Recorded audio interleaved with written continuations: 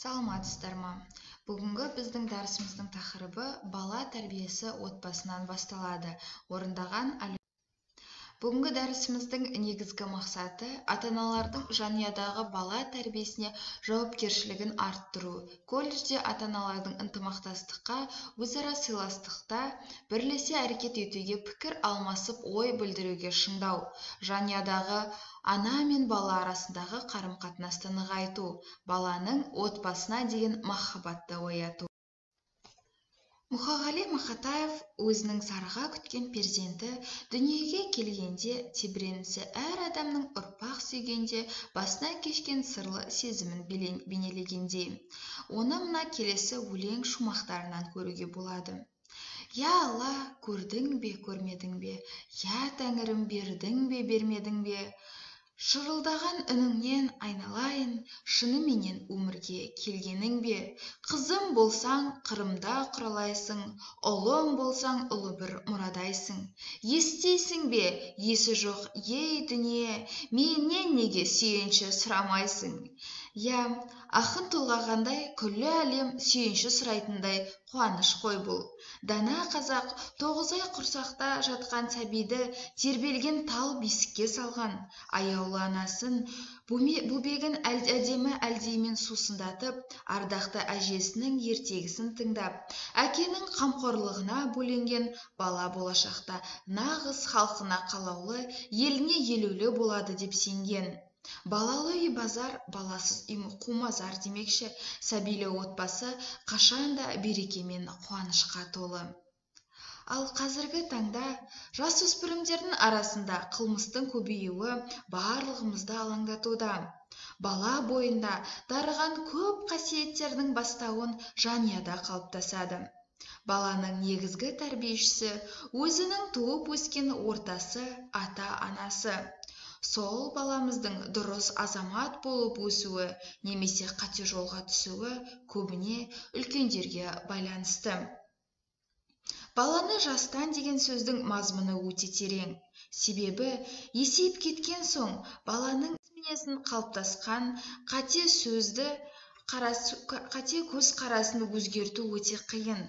Қазіргі кейбір баланың мінез құлқын байқасақ, екі сөзге келмейтін ұрда-жық, қырсық, бір күнде 24 сағат болса, оның 8 сағатын ұйқыға, 6 сағатын оқу орнына, қалған 10 сағаты үйде қосымша білім алып демалуға кетеді. Ал ата-аналардың кейбіреулері әдепкіде балаларын бетімен жіберіп, кейін өздерінің айтқанын тыңдата алмайтын дәрежеге жеткенде кінәні мұғалімдерге артады.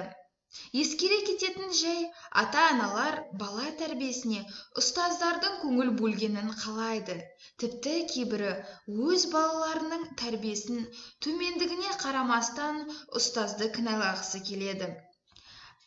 Біріншіден, балаға жауапты бұл ата. Ұядан не көрсе ұшқанда соны іледі демейді ме? Екіншіден, күнделікті қоғамдық ақпараттар көзі бала бойына адамгершіліктің асыл қасиеттерін сіңіруге үлес қосып жатса артық етпейді. Үшіншіден, бала еліктегіш, теріс қылықтарға тез үйренісе кетеді. Теледидар мен ғаламтордағы фильмдердің зорлық-зомбылықтардың небірін түрін көруге болады. Бұның өзі бала тәрбиесіне өлшеусіз зиянын тигізіп отырады емес пе? Жүрген ортасының әсері де жетерлік. Ал келесі айта кететініміз, міне бала тәрбиесі өзекті мәселелерге тоқтала кетсек. Бала тәрбиесіне байланысты жиі кездесетін кемшіліктеріміз. Егер балаңыз тым тұйық әрі өтірікті көп айтатын болса, онда сіз балаңызды әрбір қателік үшін қатаң жаза қолданып, оның өткен қателіктерін жиі есіне салатын болуыңыз мүмкін.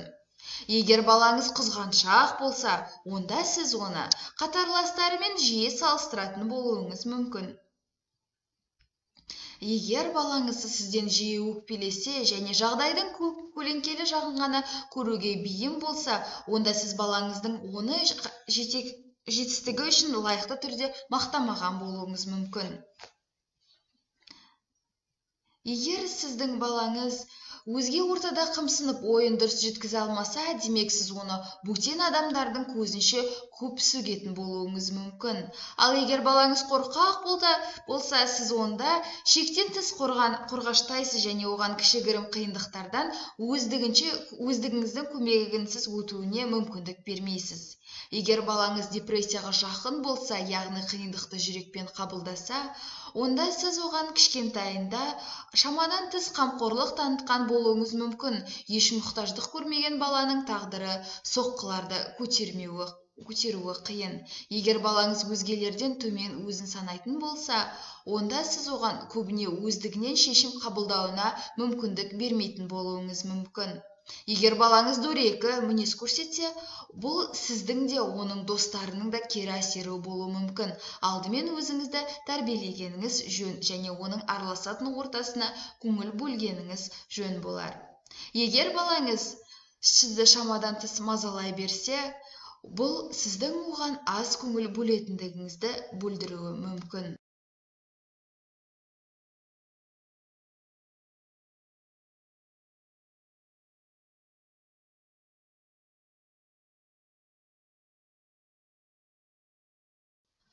Барлық бала жақсы компьютер болмауы мүмкін, бірақ барлық бала керемет ксерокс.